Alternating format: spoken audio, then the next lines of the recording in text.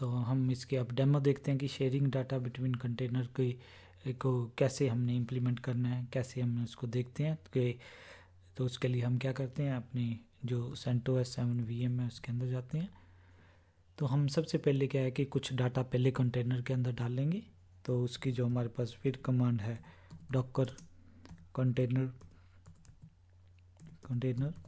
Run -it। तो हमने यहाँ पे जो कंटेनर का नाम C3 रख रहे हैं, इक्वल सिंबल भी आप यूज़ कर सकते तो। और हमारे वॉल्यूम का नाम आवर वॉल्यूम 3 रख देते हैं और उसको माउंट काम के करेंगे आवर वॉल्यूम 3 के अंदर जो हमारा, और इमेज कौन सी यूज़ कर रहे हैं, एल्पाइन वाली। तो ये हमारे पास अगर चेक करेंगे तो ऑटोमेटिकली आवर वॉल्यूम 3 क्रिएट हो जाएगा। अब इसके अंदर हम कुछ डाटा डाल देते हैं, जैसे हम पिछली वीडियोस में देखा था, डाटा इको करके हम sample data in container C3। तो यहाँ पे डाटा डाल देंगे, वहाँ पे कौन सी फाइल बनाएंगे आवर, उसके अंदर हम फाइल 3 क्रिएट कर देते हैं। तो इसको वेरीफाई भी कर देते हैं कि है कि नहीं है इसके अंदर डाटा। तो कैट कमांड से आप वेरीफाई कर सकते हो। अब हम यहाँ से क्या करेंगे, एग्जिट कर जाते हैं। तो मीन हम अब चेक कर लेते हैं कि वॉल्यूम हमारा है कि नहीं, क्रिएट हो गया कि नहीं हो गया। डॉकर वॉल्यूम LS से तो वो हमें वॉल्यूम नज़र आ रहा है। तो हमने डिटेल में जाना है तो हम क्या कर सकते हैं, डॉकर वॉल्यूम इंस्पेक्ट कमांड बहुत ही पावरफुल कमांड होती है, ये काफ़ी डिटेल हमें बता देती है। तो आगे हम इंस्पेक्ट करने के बाद क्या लिखेंगे, हम लिखेंगे कि वॉल्यूम आवर वॉल्यूम 3। तो ये उसकी डिटेल दिखा रहा है कि माउंट पॉइंट कौन सा है। तो यहाँ पे हम वेरीफाई भी कर सकते हैं, ls where lib docker, फिर उसके अंदर वॉल्यूम्स है, उसके अंदर आवर वॉल्यूम, फिर अंडरस्कोर। तो ये फाइल है, तो इसको हम चेक भी कर सकते हैं डाटा है कि नहीं। तो ये चीज़ हमने पहले भी देखी थी। तो हमारे पास यहाँ पे फाइल 3 है। अब ये है कि हमने इस डाटे को क्या करना है, कहाँ पे डालना है, दूसरे कंटेनर्स के अंदर। तो हम अपना कंटेनर देख लें, हमारे पास कौन सा कंटेनर रन कर रहा है, डॉकर कंटेनर ls-a से हमें C3 कंटेनर रन कर रहा है, उसकी आईडी है ये।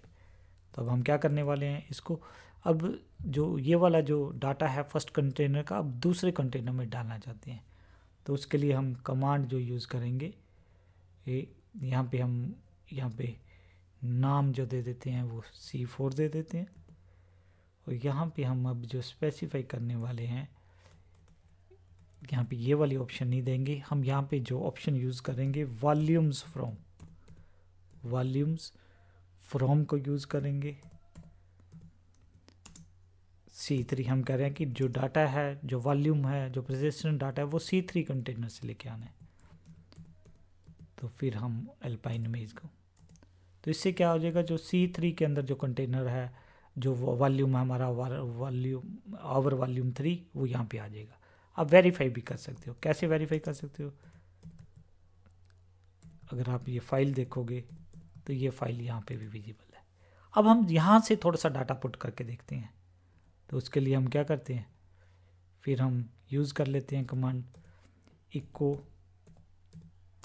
कुछ डाटा पुट कर देते हैं, echo sample data added from container C4। और यहाँ पे ध्यान रखना, हम डबल वाला ग्रेटर देन सिंबल यूज़ करेंगे, अपेंड सिंबल। अगर एक ही ग्रेटर देन सिंबल यूज़ करेंगे तो उसको ओवरराइट कर देगा। वेरीफाई कर लेते हैं कि डाटा आ गया कि नहीं आ गया। अब 2 लाइन्स हैं इसके अंदर, तो एग्जिट कर जाते हैं। तो अगर फिर हम यहाँ पे जाके चेक करेंगे कि ये डाटा हमारा क्या, दोनों लाइनें ऐड होगी। इसका मीनिंग हमारा डाटा शेयर भी हो गया, हम उस डाटे के को क्या मॉडिफाई भी कर सकते थे। हमारे केस में हमने थोड़ा सा और डाटा डाल दिया, वो हमारे अवेलेबल है। अब फिर C3 कंटेनर पे जाके देखते हैं क्या वह डाटा अवेलेबल है C3 में भी। तो उसके लिए हम डॉकर कंटेनर जो कमांड चला रहे हैं, डॉकर कंटेनर, हम कह रहे हैं कि भी स्टार्ट कर देना कंटेनर को, कौन से वाले को, C3 को। तो हम कह रहे हैं स्टार्ट कर देना, अटैच कर देना। अटैच पूरा भी लिख सकते थे, माइनस माइनस अटैच। शॉर्टकट हम क्या लिख सकते हैं, -A, फिर इंटरेक्टिव मोड में। तो इससे क्या हो जाएगा, हमारे कंटेनर के अंदर चला जाएगा। तो हम वेरीफाई कर सकते हैं कि उसके अंदर डाटा है कि नहीं। तो यहाँ पे भी दोनों लाइनें विजिबल हैं। फिर हम एग्जिट कर जाते हैं। अब हम दोनों कंटेनर्स को रिमूव कर देते हैं, फिर देखेंगे डाटा रह जाता है कि नहीं रह जाता है। तो दोनों कंटेनर्स को रिमूव करने के लिए हमारे पास कमांड है डॉकर कंटेनर स्टॉप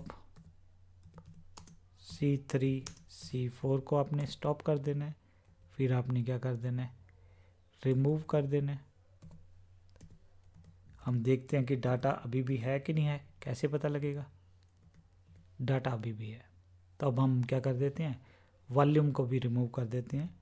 उसके लिए कौन सी कमांड है, डॉकर वॉल्यूम रिमूव, जो हमारा आवर वॉल्यूम 3 है उसको रिमूव कर देते हैं।